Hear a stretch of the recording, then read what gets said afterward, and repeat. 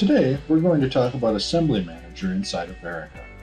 Assembly Manager allows you to save fixtures, rotary tables, and even milling head attachments to a Vericut assembly file for later use.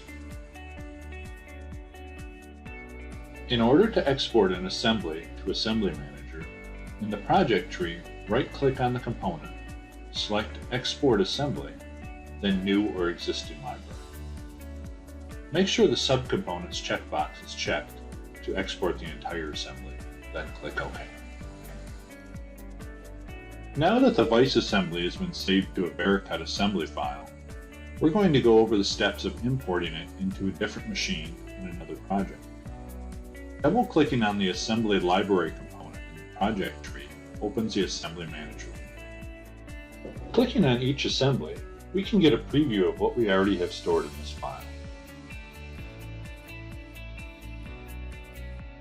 Clicking on the Configure button opens up the Configure menu on the right side, and clicking on the Expand Components button shows all of the subcomponents in the project tree. You can see the different axes and attach point on this particular tree. Clicking on the Jog button allows me to jog all the axes within the respective travel points.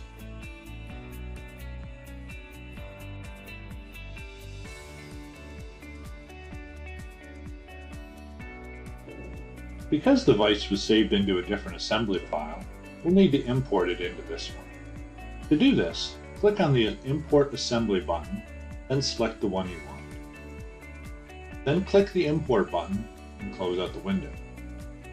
We can see now that the Vice has been added to this assembly file.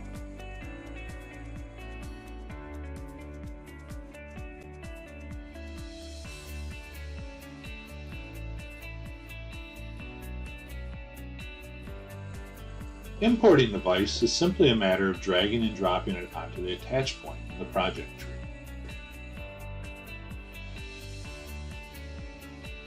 You can easily do this for multiple assemblies too, such as this trimming table.